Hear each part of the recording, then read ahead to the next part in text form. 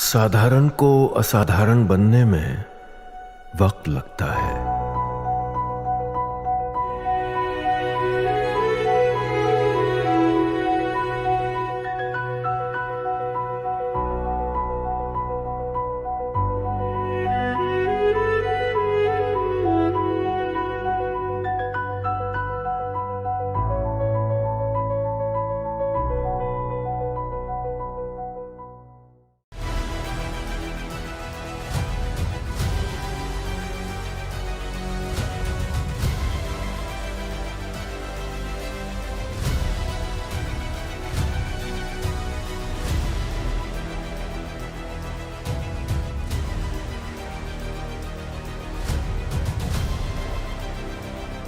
नमस्कार, बहुत स्वागत है आपका प्रतिशोध में। और जब से ये बात आम हुई है कि अमेरिका ने भी ये कहा है कि द रेजिस्टेंस फ्रंट जो है वो एक आतंकी संगठन है और पहलगाम का हमला इसने अंजाम दिया, तब से पाकिस्तान में बड़ी थरथराहट है।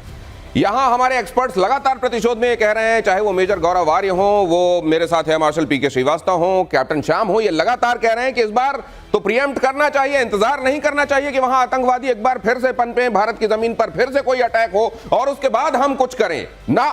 जैसे ही हमको वहां दिखाई दे रहा है कि मुरीदके में हाफिज सईद, क्योंकि आप जानते हैं ना लश्कर का ही ये टीआरएफ प्रॉक्सी है, तो अगर ये समझ में आ गया है कि द रेजिस्टेंस फ्रंट ये एक बार वो उसमें एक्टिव था, अमेरिका भी ये मान रहा है कि पहलगाम में इसका हाथ था, उधर मुरीदके में हमको पता चल रहा है कि हाफिज सईद सामने आया, एक बार फिर से उसके शान में कसीदे पढ़े जा रहे हैं मुरीदके में और वहां ट्रेनिंग दी जा रही है आतंकवादियों को, तो अब इंतजार और नहीं करना चाहिए। प्रतिशोध में बहुत महत्वपूर्ण कई सारे एस्पेक्ट्स आज लेकर हाजिर हैं हम। पहले लेकिन जरा इस फ्रंट पर रशिया यूक्रेन में क्या चल रहा है देख लीजिए।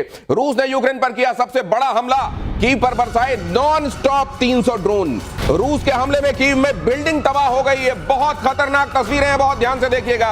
रूसी हमले के बाद मेट्रो स्टेशन भी बंद करना पड़ा है, बहुत सारी फ्लाइट्स को भी रद्द करना पड़ा है। इतना खतरनाक हमला कि यहां चाहे वो ट्रेनें हो या हवाई जहाज, सब एक तरीके से स्टैंड स्टिल पर आ गए। क्यों? क्योंकि इस तरीके का हमला हुआ है। देखिए रात के समय किए गए इस हमले को खास तरीके की डिवाइस से जब कैमरे ने कैप्चर किया तो ये देखिए ये तस्वीरें सामने आई हैं। हिमाचल पीके श्रीवास्तव, कैप्टन श्याम और मेजर गौरव आर्य मेरे साथ जुड़े हुए हैं। हर गुजरते दिन के साथ खतरनाक होता जा रहा है ये मोर्चा। ये बताता है कि बेशक अमेरिका के राष्ट्रपति ट्रंप ये कोशिश कर रहे हो कि अब यहाँ जो ये पिछले इतने सालों से लगी हुई आग है ये बुझे, लेकिन ये और भड़कती जा रही है। मेजर गौरव आर्य, ये मतलब ये जैसे जैसे दवा की जा रही है मर्ज और बढ़ता जा रहा है। नहीं साहब, ट्रंप ने दिए थे, उसको मोहलत दी है ट्रंप ने। ऐसी क्या बात है, 50 दिन की बात करी है ट्रंप ने, कह रहा मैं 50 दिन के बाद देखता हूं क्या होता है। तो पुतिन ने बोला ठीक है 50 दिन में he will make every day count. ये तो अभी और भयानक होने वाला है, मैं आज बता दूं। और दोनों मेरे सीनियर्स हैं, चाहे वो मार्शल श्रीवास्तव सर हो या कैप्टन श्याम सर हो, आप इनसे पूछिए, ये बताएंगे। आपने एक मियाद दे दी, आपने एक समय टाइम फ्रेम दे दिया आपने लड़ाई का कि साहब 50 दिन के बाद मैं देखूंगा। तो 50 में से हर 24 घंटे की गिनती होगी और पुतिन गिनाएगा इतने ड्रोन, इतनी बैलिस्टिक मिसाइल, इतनी क्रूज मिसाइल, ये पूरी जिसको कहते हैं ना फायरिंग रेंज, इसने चांदमारी बना देनी है पूरी की पूरी यूक्रेन को। अभी आप देख लीजिएगा क्या होगा।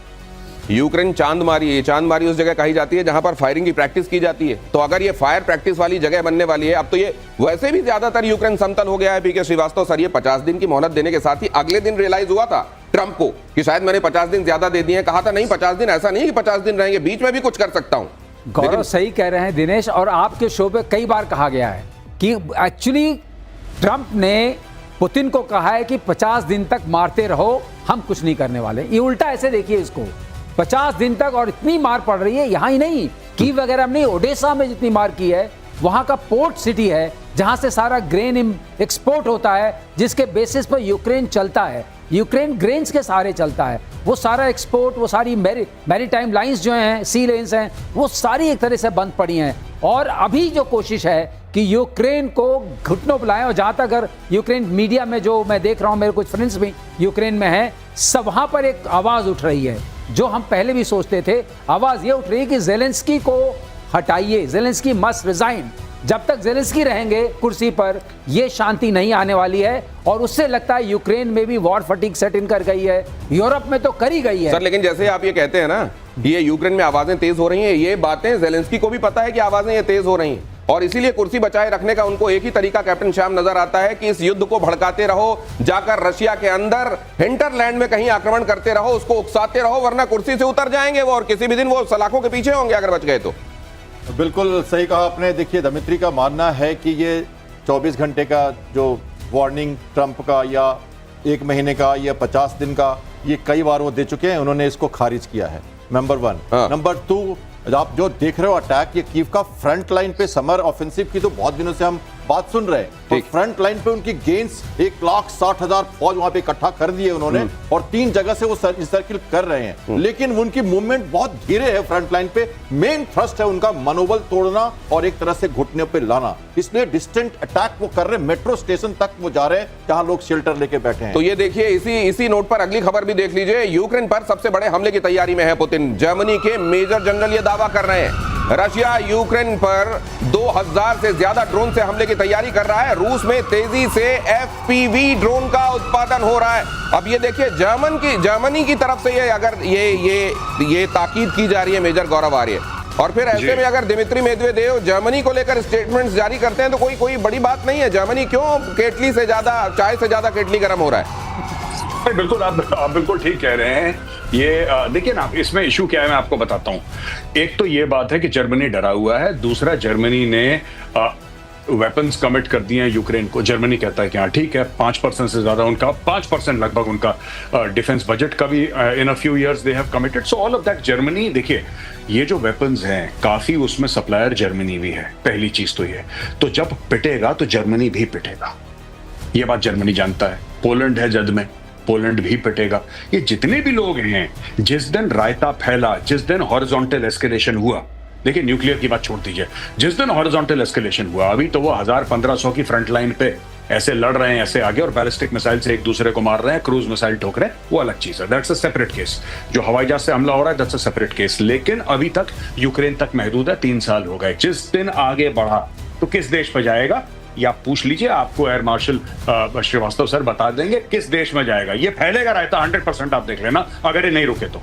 ये रायता अगर फैलेगा सर, मुझे एक चीज और याद आ रही है। आप ठीक कह रहे हैं कि खुद पूरे यूरोप को इस बात का अंदाजा है कि अगर नेटो के चक्कर में हम तक आ गई, इसीलिए हर मुमकिन कोशिश, वो धमकाते तो जरूर है, लेकिन मुझे याद है पोलैंड में जाकर जब एक मिसाइल गिरी थी और कहा गया ये रशिया का है, तो रशिया कुछ कहे उससे पहले पूरा नेटो ये कहने में नहीं, ये रशिया की नहीं है, रशिया की नहीं है, रशिया की नहीं है, क्योंकि रशिया की माना और उसके साथ उनको सबको पूरे यूरोप को आना पड़ेगा रशिया के अगेंस्ट। वो जानते हैं कि रशिया तब भी भारी पड़ेगा, बिल्कुल भारी पड़ेगा। और मैं आपको बता रहा हूं, रशिया के पास जिस तरह का न्यूक्लियर आर्सेनल है, उसको डराना बड़ा मुश्किल है, और वो अपने सारे साजो सामान खुद बनाता है। अब देखिए, सबसे विडंबना क्या है, एफपीवी से ही, आपको याद होगा, फर्स्ट पर्सन व्यू वाले ड्रोन से ही उसके स्ट्रेटेजिक बॉम्बर्स पर अटैक किया था यूक्रेन ने।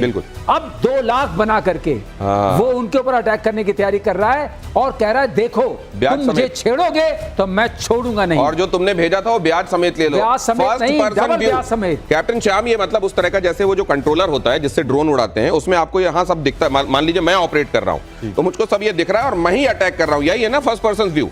बिल्कुल, है ना? तो इस तरीके का वो ड्रोन भेजकर, आपको मालूम है, ट्रक के अंदर भेजकर वहां पर जहां उनके स्ट्रेटेजिक बॉम्बर्स रखे गए थे, ये हिमाकत की थी यूक्रेन ने। तो ये ब्याज समेत रशिया की तरफ से चुकाने की पूरी तैयारी चल रही है, और सीज फायर रोकने के लिए पुतिन ने शर्त रखी है। रूसी कब्जे वाले इलाकों से निकले यूक्रेन, कहा गया नेटो में शामिल होने की जिद छोड़नी होगी। ये बात तो खैर बहुत पहले से समझाई जा रही है, लेकिन अगर ये समझ में आ जाती यूक्रेन को तो ये दिन नहीं आते।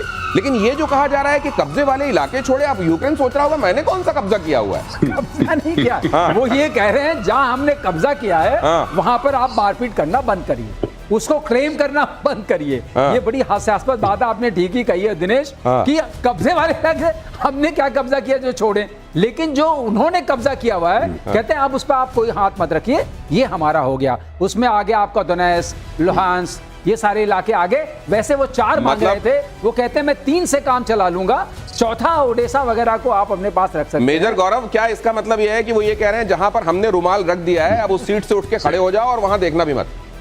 नहीं, बिल्कुल। और दूसरी भी बात है कि जो रशियन स्पीकिंग लोग हैं वहां पे, काफी हद तक उन इलाकों में there are Russian speaking people, और वो रशिया की ओर उनकी एक वो भी है जिसको कहते हैं कि सॉफ्ट कॉर्नर भी है रशिया का। खैर, बट वो एक अलग मैटर है, वो एक अलग मैटर है। यूक्रेन एक सॉवरेन कंट्री है, ये दंदनाते हुए चले गए, 2022 में इन्होंने कैप्चर, तो ये बहुत बड़ी बात है कि हम ये जमीन नहीं छोड़ेंगे। फिर वो एक नेटो वाला मामला है, EU वाला मामला है, तो सारे मामले एक साथ चल रहे हैं भाई। ये कह रहे हैं, इन्होंने ट्रंप को भी बोल दिया, ट्रंप ने पहले मान लिया था बाय द वे। तो ये जो आप कह रहे हैं मेजर गौरव आर्य, मान लिया था कैप्टन श्याम, बहुत सारी फिल्में एक साथ चल रही हैं लेकिन इंटरमिशन होने का नाम नहीं ले रहा है। अगली खबर देख लीजिए, आपके पास आ रहा हूं कमेंट के लिए। सीरिया के स्वेदा में एक बार फिर